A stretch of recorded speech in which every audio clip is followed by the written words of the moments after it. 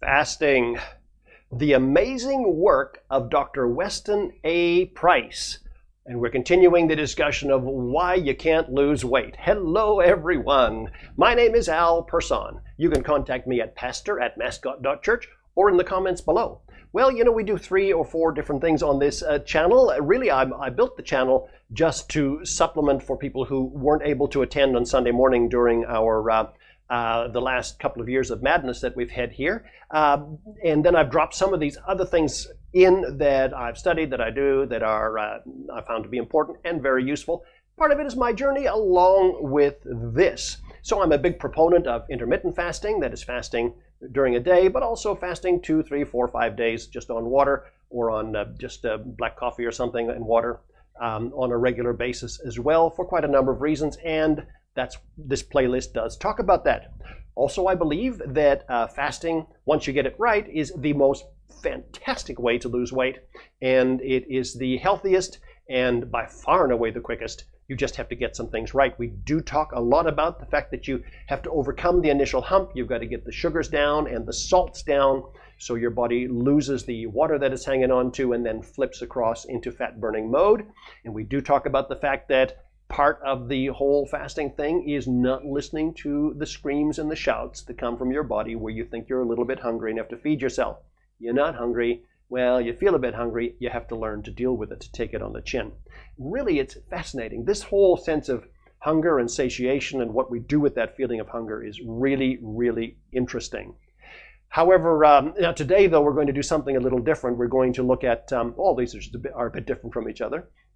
We're going to look at some things that Weston A. Price did. Now, Weston A. Price was a dentist, and he traveled the world, and he looked at how people changed once they moved from their traditional diet to the Western diet. And he looked primarily at dental arches. Now, his book is available online. It's out of print, and it is worth the read. It is absolutely interesting.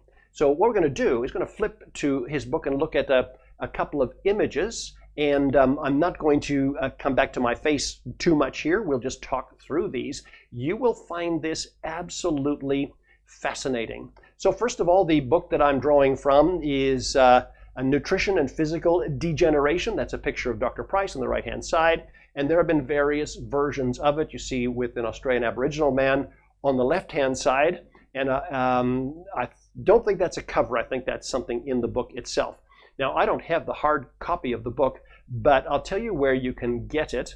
If you go to Gutenberg.net, or if you just simply pop into Google and type Nutrition and Physical Degeneration, Weston A. Price, and the word Gutenberg, you'll get to that link, and you can see it as an ebook and use it there. But I want to be careful to say that the images I'm showing you, I'm fully attributing to his work. I often am concerned that I'm doing this attribution thing correctly. Well, let's just go and have a little look at some pictures. So on the left-hand side here, you see children, and these are Caucasian children who live on a traditional diet, and you notice the excellent quality of their teeth and their skin and so on. On the right are children who are born wherein their parents have already been on a Western diet. Now he will go, Weston Price talks about this, he talks about how he measured them and so on. And the first thing that you can see here is the degeneration of the teeth and the jawline, and we're going to talk about that later. But it's not only that. So these are Caucasian children.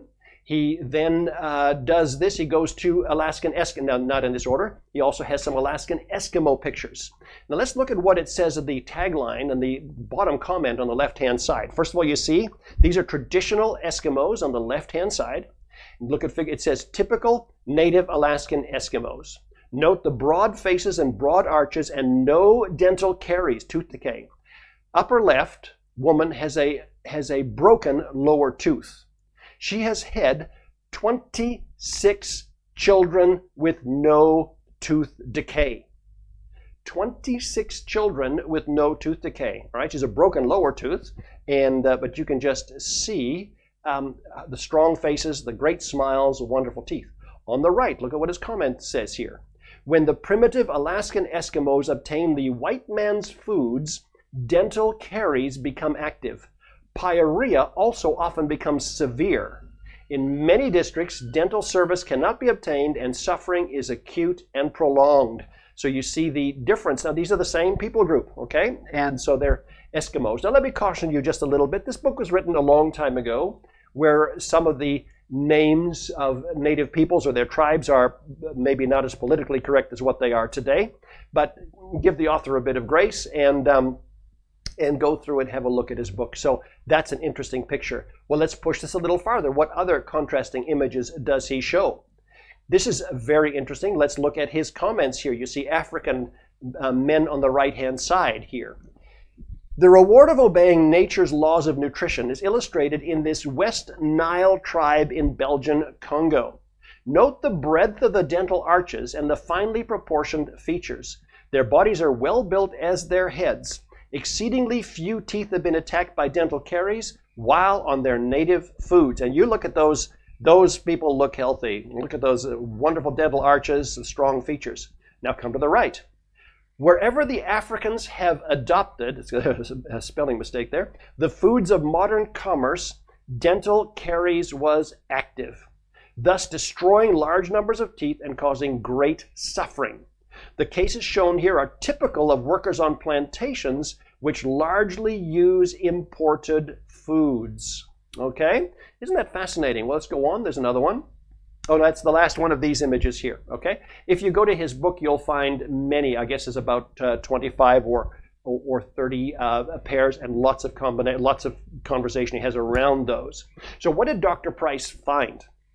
And he found that all over the world, cultures that he visited, including Australian Aborigines and Polynesian people, South Americans, North Americans, Europeans, that he found a consistent thing going on, a consistent theme. While they ate their traditional diet, which was very largely quite simple, meat, lots of animal fat, unpasteurized milk, and very, very few fruits and grains and so on, you saw these healthy dental arches, these healthy bones. Now, he doesn't only concentrate on dental arches. He talks about clubbed feet, and he talks about bone deformations and overall build. And I think you have to consider this in even broader terms, possibly even what happens to someone's intelligence when they move from when they move to a Western diet, when they move to a highly processed food diet. What happens to children who are gestated in the womb, about their brain size, all those things. We have to ask those questions. And certainly when you see some of Dr. Price's points, you say, well, this is really amazing. Now, I published some things on a blog quite a number of years ago referencing Dr. Price's book. And a couple of people came back. One was a doctor, the other was, I think, in medicine anyway, and said, oh, well, we have better dental hygiene now. Well, that's not really the point. These people who he saw early, who we have seen on the left-hand side of the screen, had no dental hygiene as we know it at all, really. They would just only eat, animal bones, animal flesh, and so on, and stayed away from all those things. What is the Western diet that Dr. Price talks about?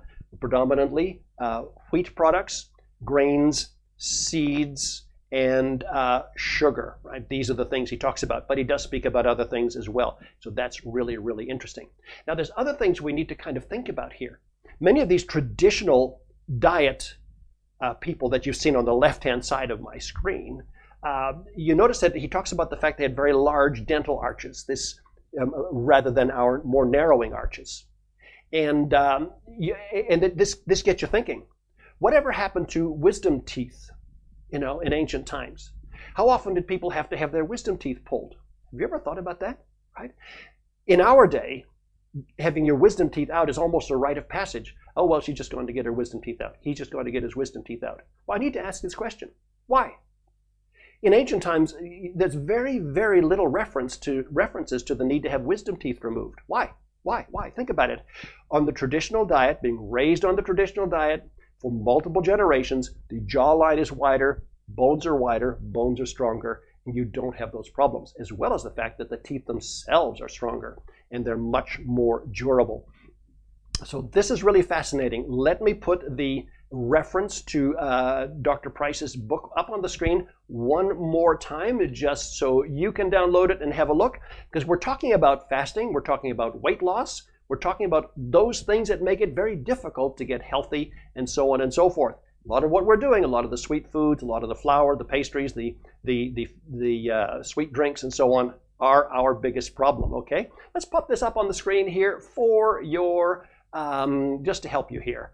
The book is Nutrition and Physical Degeneration. The author, Weston A. Price. You can get the hard copy, or you can get the online from gutenberg.net.au, and there is a license there that you can see. I strongly recommend you go across to the link and have a bit of a read, and you'll probably find a lot of things that I didn't mention that are like just so fascinating. Okay, so my name is Al Persohn. You can contact me at pastor@mascot.church or in the comments below. The book that we've been talking about is Weston A. Price's book, and the topic has been The Amazing Work of Weston A. Price: Why You Can't Lose Weight.